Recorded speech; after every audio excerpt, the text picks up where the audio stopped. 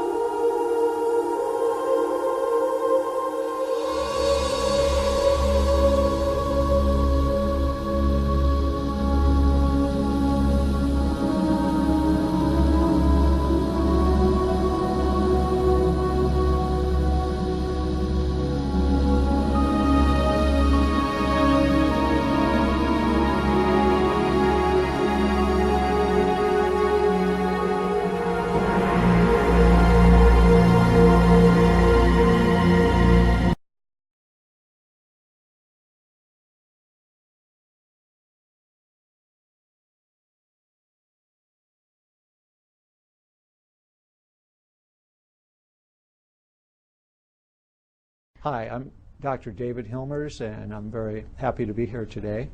By way of background, I went to the university and had earned a degree in mathematics. Later on, I got 2 graduate degrees in electrical engineering, and then was fortunate enough to be selected as a NASA astronaut. While I was at NASA, I was fortunate enough to fly on 4 shuttle missions and had a chance to look at God's creation, both looking outward towards the universe and also back to Earth to see what He has created. Later on, I retired from NASA and went on to become a physician.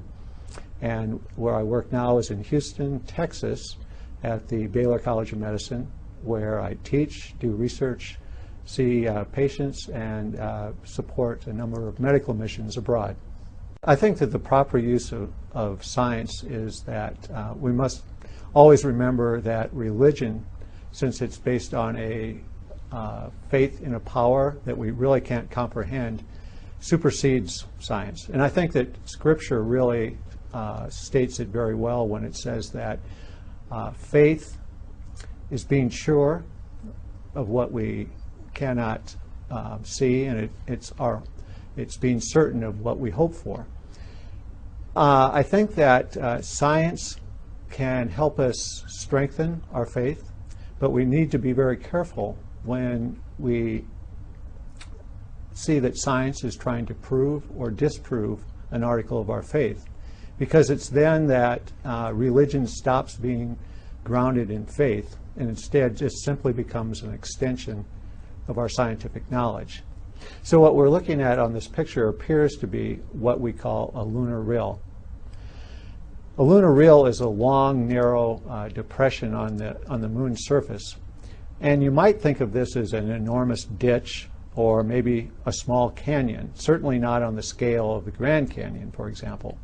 However, lunar rills can be very long, maybe over 100 miles in length, and they can be quite wide as well. Some of them are over a mile wide. Their depth can be several hundred feet or more, but their depth is certainly on a scale of the diameter of the moon, is a very, very small proportion of the size of the moon. Lunar geologists usually categorize lunar rills into one of 3 types depending on their shape. One type of lunar rill is called a sinuous rill, and that is one that wanders or meanders, and it's got many, many curves. A second type is called the arcuate rill, and this type of rill has a very smooth curve. The third type is called a straight or linear rill, which is, as its name implies, is very straight. Each type of lunar rill seems to have, or is thought to have, a different origin. As to the question, do these rills or similar structures exist on other planets or moons, it's thought that rills or similar structures do exist on other moons or other planets in our solar system. It's thought that the mechanism might be different than the mechanism that formed the rills on the moon. One might ask, do these rills constitute proof that the moon split at one time or the other? And it's thought that lunar rills form through volcanic activity or by shifts in fault lines, much like we have here on Earth when earthquakes form. It's thought that if there was any type of split that was sufficient to cut the moon in half, for example, that this would be an event that was so cataclysmic that would be catastrophic to the moon itself, and that its orbit would have shifted in a way that we probably would have detected this. So there's no real evidence that we have that at any time in past history that the moon actually split. Some of the main theories about how lunar rills formed are through volcanic activities, whether they're channels of lava flow that formed these meandering type of rills, or if it's through a large flow over what we call the seas of the moon that caused these rills, which would be more like the arcuate rills. And it's finally thought that the straight rills or the linear rills were actually caused by earthquake-like activity on the moon, in which fault lines shifted and caused cracks in the moon's surface.